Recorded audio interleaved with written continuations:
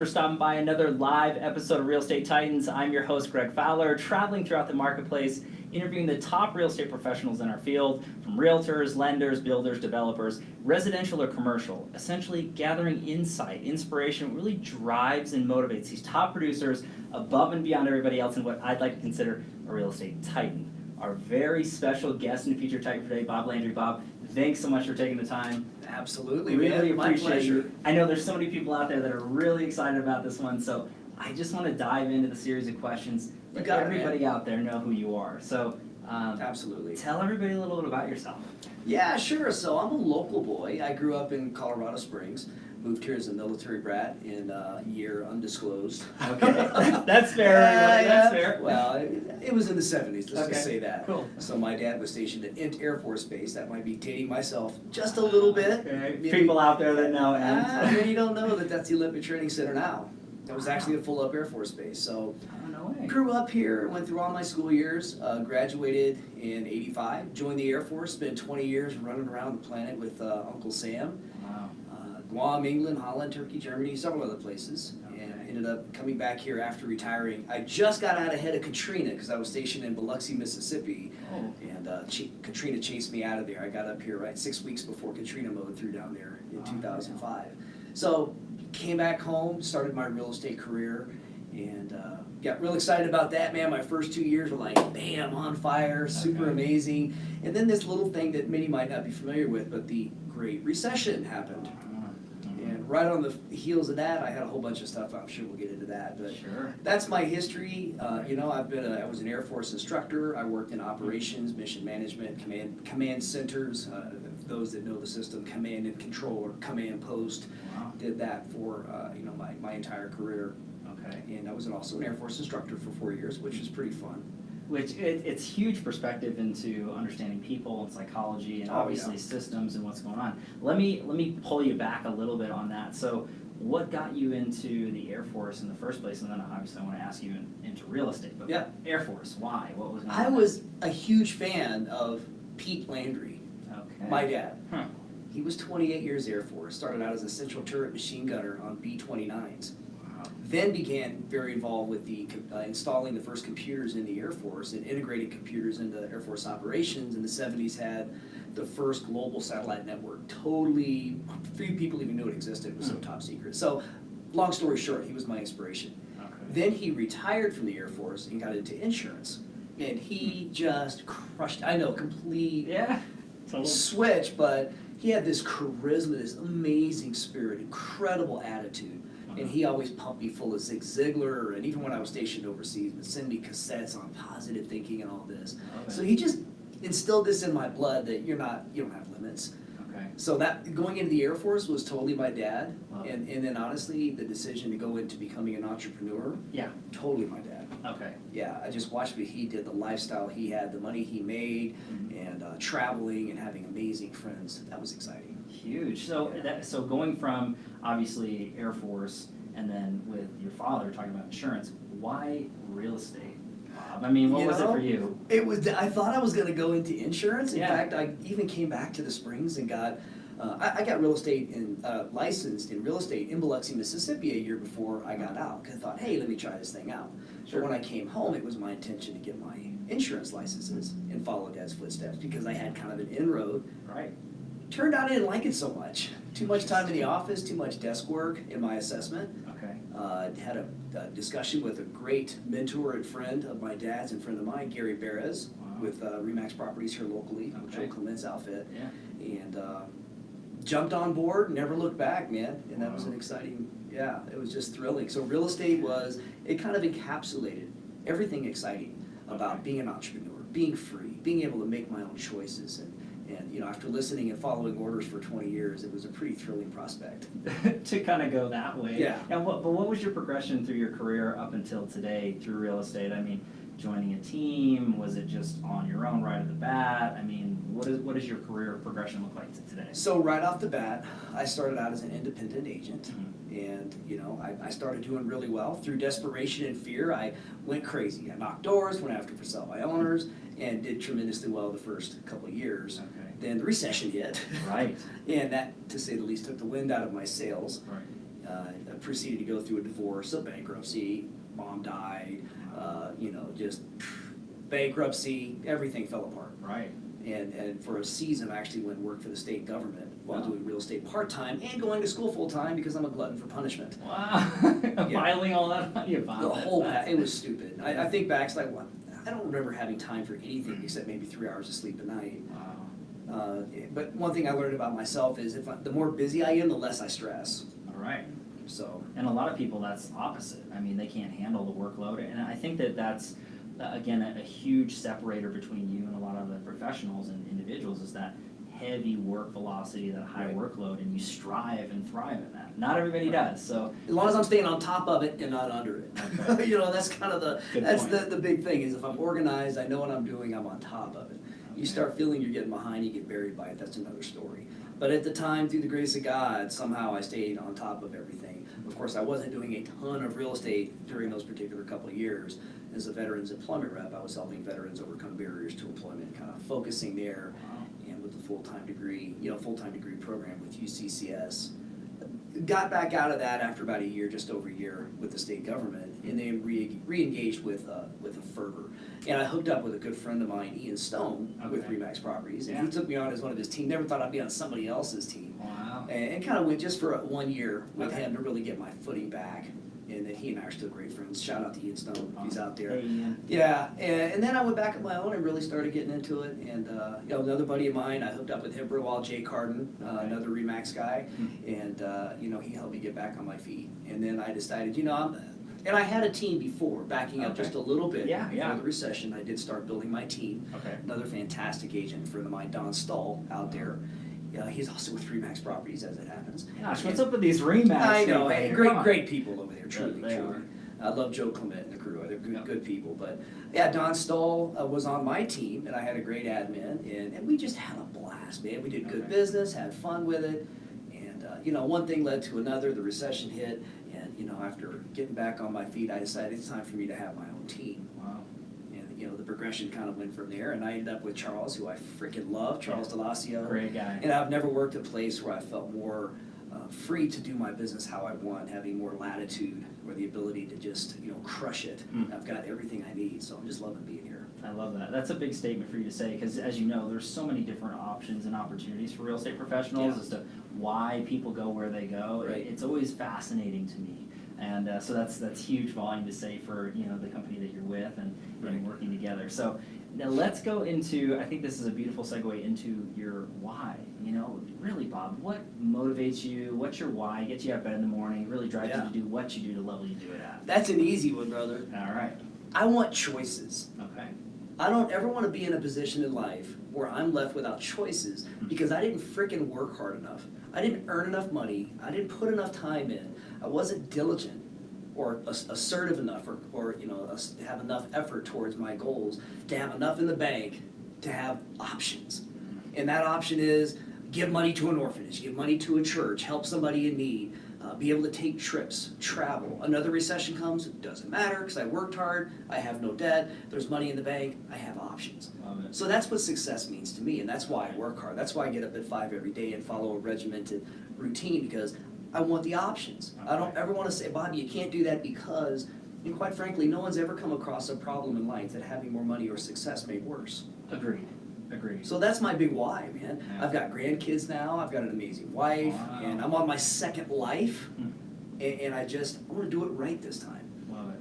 And I think the fact that you're working as hard as you have and continue to do afforded those options, and you are taking advantage of those in a positive way, giving back, supporting yourself, supporting your future. I think that's great. More people really need to understand that as this is a beautiful industry to be a part of, but it takes time, it takes hard work, and it's not for everybody. But I think that with the right mentality, you can really go far. I mean, it's no limits. Yeah, absolutely, no limits. And I get people ask me all the time about getting into real estate.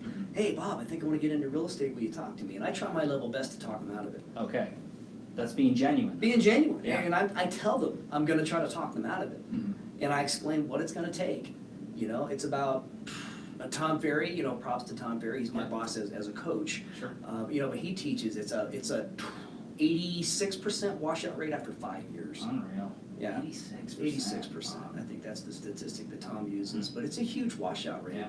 People that get in, they think it's easy, and they're used to having a job, being told what to do, and show up at 8, and I need you to get all this done by noon, then you can go at lunch, and but before you go home this afternoon, you've got to get ABC done.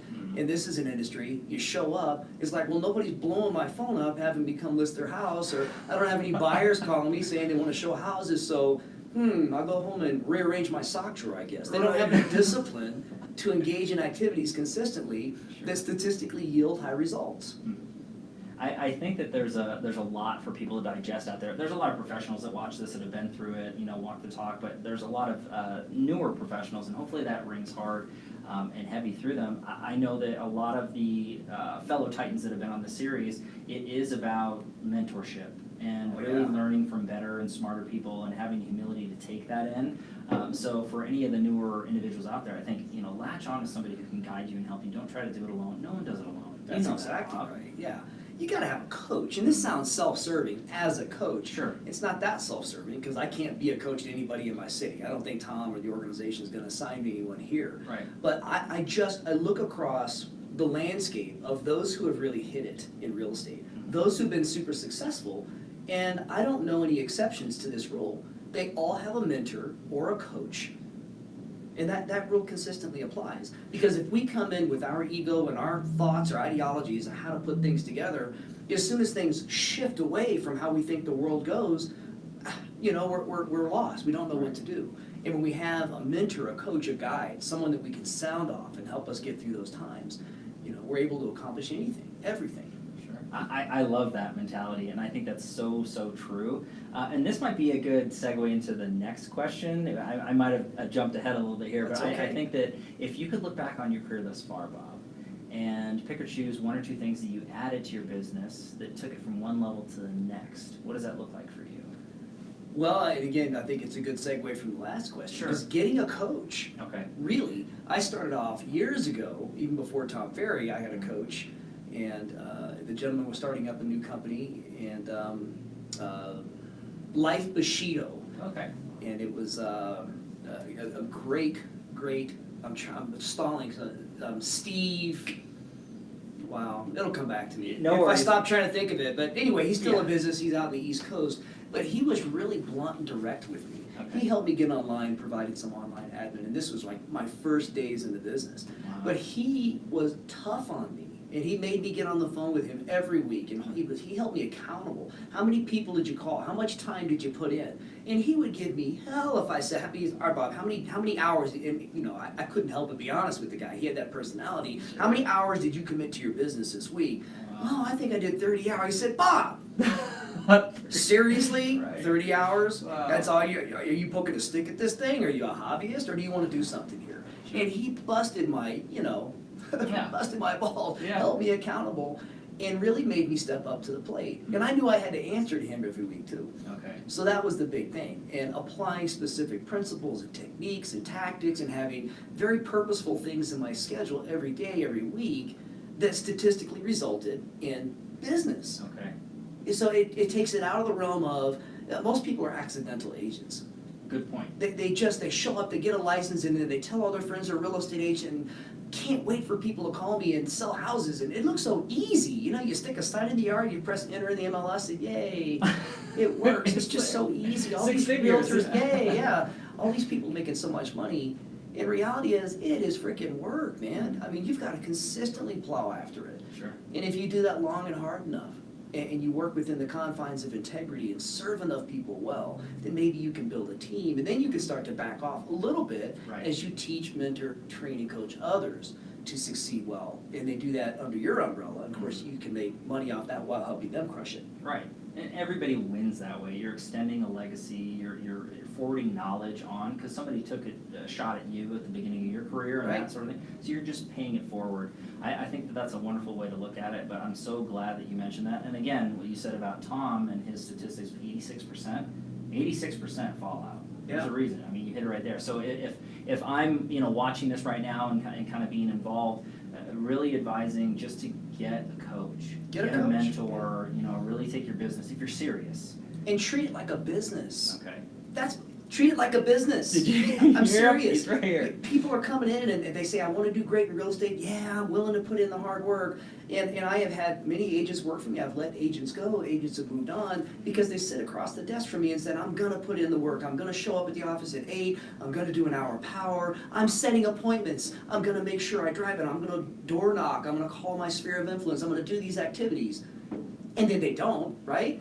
Or you know, they decide to get up, oh, my neck stiff, I think I'll stay home today. I don't get that.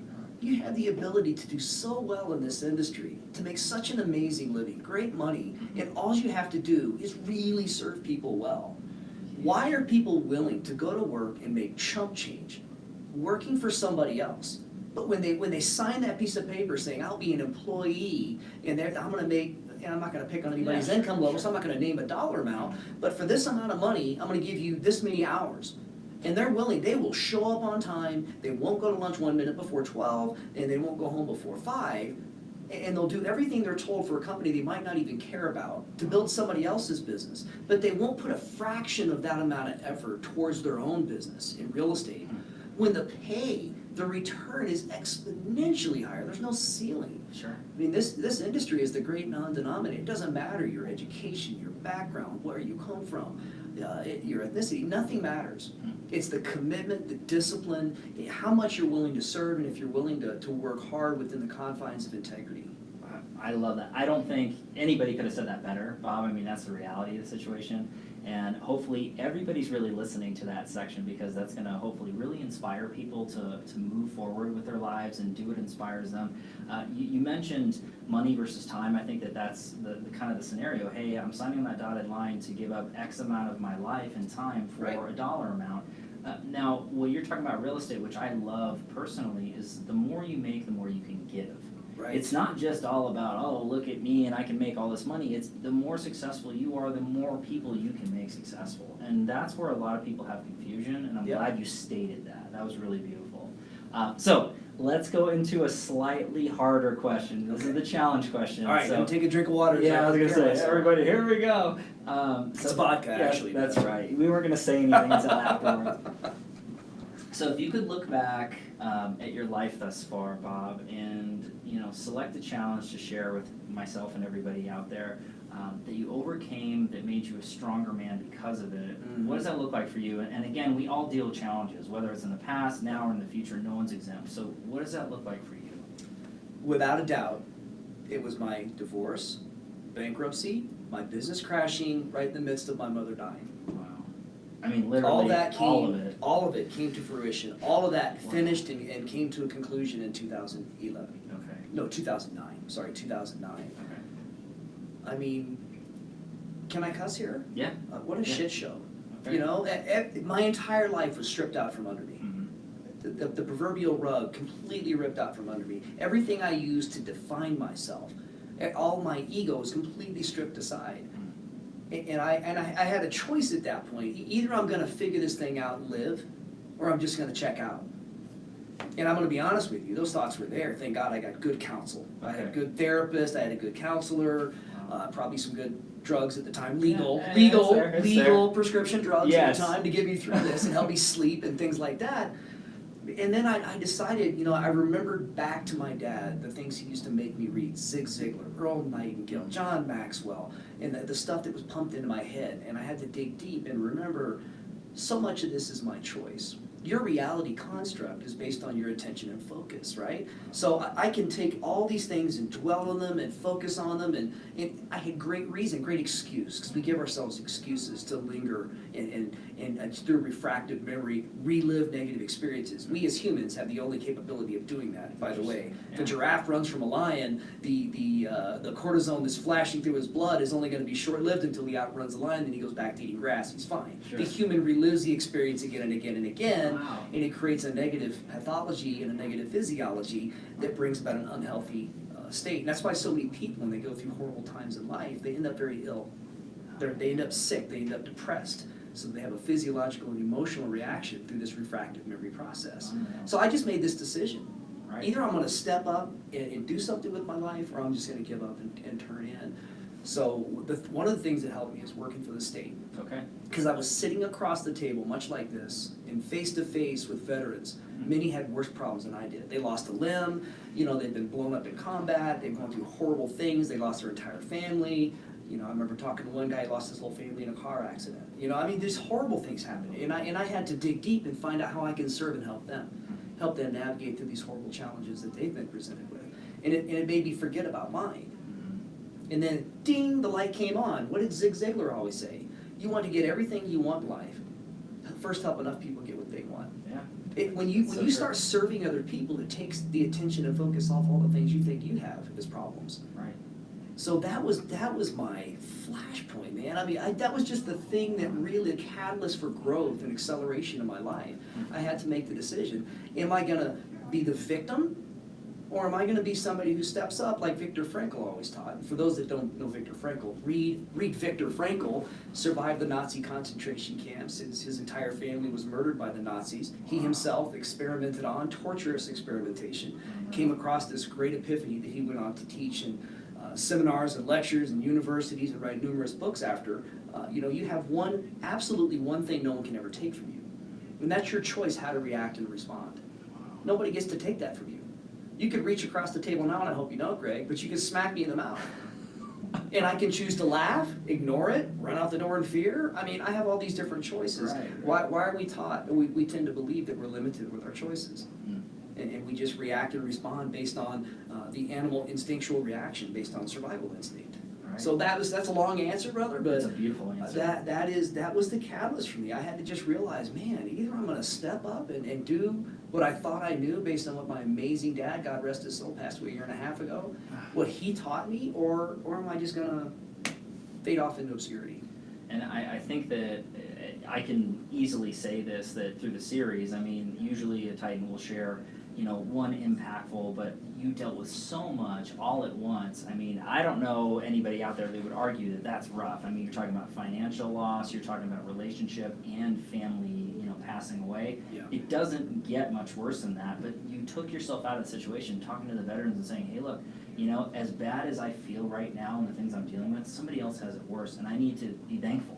Right. I need to feel blessed at where I'm at, and that's such a huge thing, but that's mindset. Yeah. You took that ability to say, yes, I could have led defeat me, but you didn't. You became stronger because of it. So hopefully everybody really understands that. Look, Bob dealt with a lot, as you can see, and you're continually growing. You're continually making an impact, not just here in the community, but with your clients and also with your coaching students and things along those lines. So this is really big, Bob. So thanks for sharing that. It's not the easiest thing to kind of air your stuff out. No, I appreciate that. But, you know, I look back and I have gratitude over what I went through. Because either something kills you or it makes you stronger. I mean, you know, we've all heard that saying, but it's so freaking true. But we choose whether it kills us or makes us stronger. It's a choice. Right. If we don't think it's a choice, then we're accepting the role of victim. And that's never healthy. That's not going to get you anywhere, but in a worse place. Right. So, okay, cool. So let's go through the next question. Again, thanks for sharing that. Yeah, hopefully everybody appreciated that. Of course. Let's go a little softer. This is actually one of my favorite questions. All right, So cool. if you could travel back in time and give young Bob a piece of advice or two, what would you say to your younger self? Sit up in your chair and pay attention, kid. There we go. This is great. I was so stinking hyper. I was not a good student. Okay. Yeah, but Okay. if I could go back, I think it'd be useless to try to go back and tell my 10-year-old self anything. Right. Okay. But if I that's could fair. go back to, you know, my 16-year-old self, Sure. 17-year-old self, I would say sit up and pay attention more. Okay. You've got some amazing wisdom around you. You've got some great role models, leaders and mentors and teachers and coaches, and pay attention more to my dad, who at the time I just couldn't get, I mean, I always respected him. I had a great relationship, but couldn't wait to get away from him because, you know, that's the natural resistance, the natural kid. Yeah, I get But it. man, I would say, Bob, dude, get serious sooner. I was just more concerned about having fun. Now, the Air Force, you know, got my shit together pretty quick. You know, basic training and Makes it happen. put a uniform on. But even then, it was all about playing and having fun. I would have gotten a degree sooner. I would have told myself, get that education faster. Because I went and enlisted, and I didn't get my bachelor's until after I retired, man. Okay. You know, so I would say get the education faster. Maybe get some bars. Yeah. And Sure. just, I think that that's a good way to look at it, and not just younger Bob, but everybody out here is watching, myself included, can look at that and, hey, why wait? If you have that burning desire and that need or that thought process, go for it. go after it. Don't let it stop you. And so many people do. They justify, they put their own limitations, as you discussed. Those are what we have to deal with, is what we say we can't do, that's the reality. Yeah. Or we can, that's also reality. So that's great advice for everybody out there. So if you're thinking about it and you really want to do it, just do it. I mean, really, at the end of the day, just go after it. That's exactly right. Don't drag your feet, just make it happen. So that's great advice. So let's go into one of the favorite portions of this series that a lot of the audience really requests and enjoys is understanding what the Titans feed their mind. So really looking at it from the standpoint of, what books are you reading, Bob? What podcasts you're listening to? Maybe influencers on social media or other coaches that you listen to. I mean, what are you feeding your mind? Tony Robbins, Dr. Joe Dispenza, Sean Acorn, Zig Ziglar, Earl Nightingale, John Maxwell. I absorb these people non-stop. Okay. If I'm at the gym working out, I'm not listening to music. I'm listening to a podcast. I'm listening to Tom Bilyeu, who's the creator of Quest Nutrition, and he started like 5 other companies. He's a billionaire, and he's become a billionaire helping billions of people. And I love those types of folks. They've acquired great wealth and done great things because they've helped a lot of people. Wow. And I love Tom Bilyeu, Impact Theory. Okay. So I'm listening to podcasts from Impact Theory. My boss, Tom Ferry, he is freaking amazing. He himself, personal friends with, knew and had guys like Zig Ziglar and Tony Robbins hanging around his house growing up. I mean, that's the lineage that Tom Ferry comes from. So I've got Tom in my head a lot. All his podcasts and his talks and his teaching, because he's freaking brilliant. I've got, there's so many of these teachers. And every time I'm turned on to a new great thought leader or thinker, like Dr. Joe Dispenza, he's my latest fascination. Okay. Brilliant guy.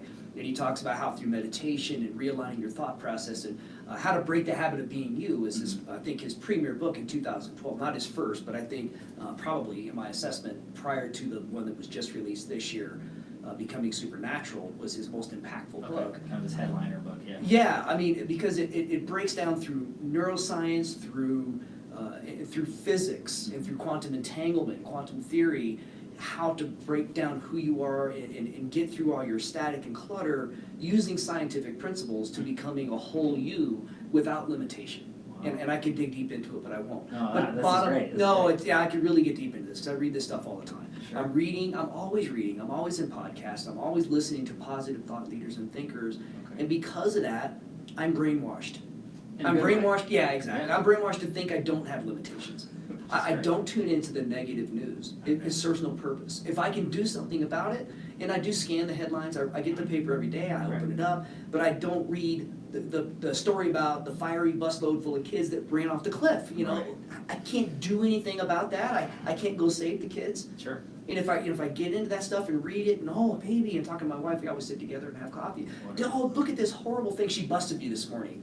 Because I started reading a couple of things. I was looking for information on the hurricane, and I started reading a couple negative articles. She leaned forward, she's like, "Hey, remember you don't do that." I'm like, "Oh yeah." Throw this. Right. But I typically don't.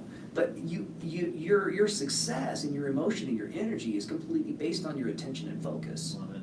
So whatever you focus the most on becomes your life.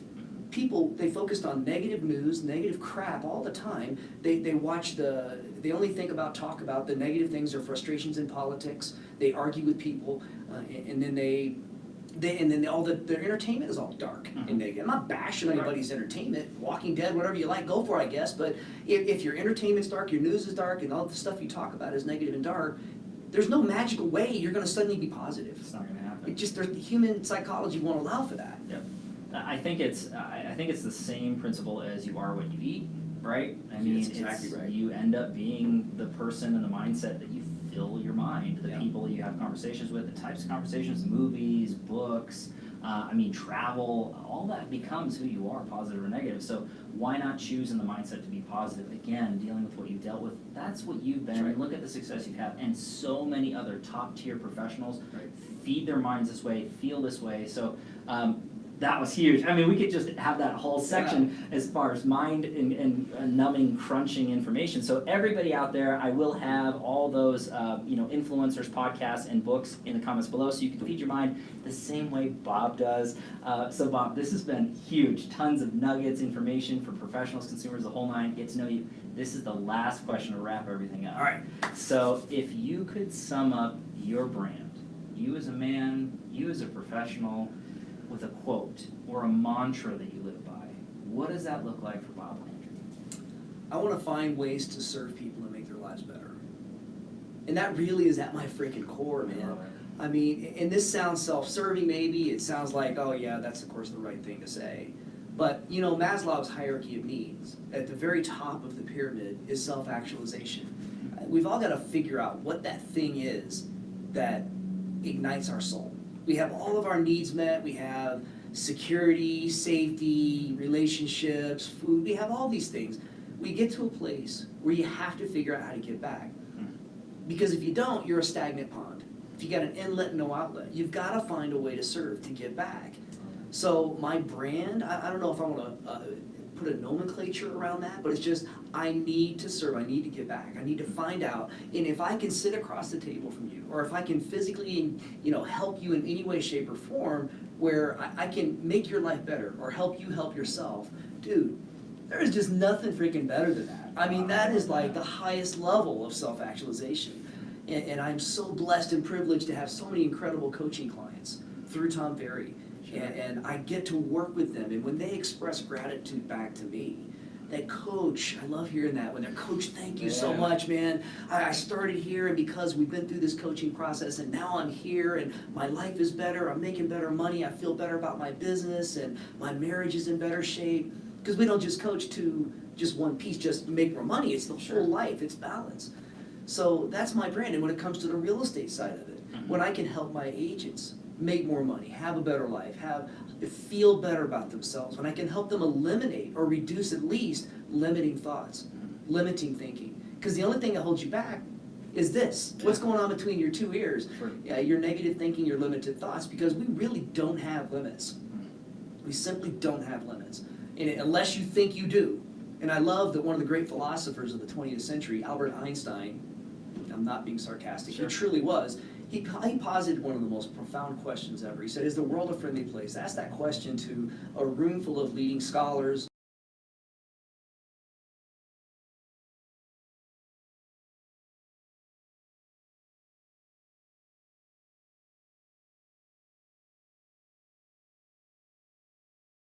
or I know that's my brand. I know I am the kind of person who, because I've been exposed to so many incredible influences, I've been tuned into so many great thought leaders, and I've been inspired by the true titans. And I'm no titan. I appreciate you saying that, but I'm not, dude. I mean, there's true titans out there, but I've been inspired by so many of them that I gain such deep fulfillment out of being able to help somebody. Wow. And whether that's help them with buying or selling their home, you know, in our team. Linda came up with it. It's we help people over. We help we help people through life transitions. That's huge. I mean, then there's so much there, Bob, and I think that with everything and summing you up as a man and a brand, I think that hits it really, really heavy. And the humility that you have to say that, hey, I'm not a titan. I mean, you are a titan, my friend. So I want to thank you. I really do want to thank you for being on the show. I mean, it's the truth. Your influence in the community, in the marketplace is huge. I know that there's so many people out there that are just, you know, burning through that pad with a pen. I mean, this is really, really good stuff. So thanks again for taking the time. Really, really appreciate you. Everybody out there, thanks as always for your love, support, and your time. Live every Tuesday, Friday afternoon. Different Titan, different location. We'll catch you guys in the next live episode of Real Estate Titans. Take care. Peace out.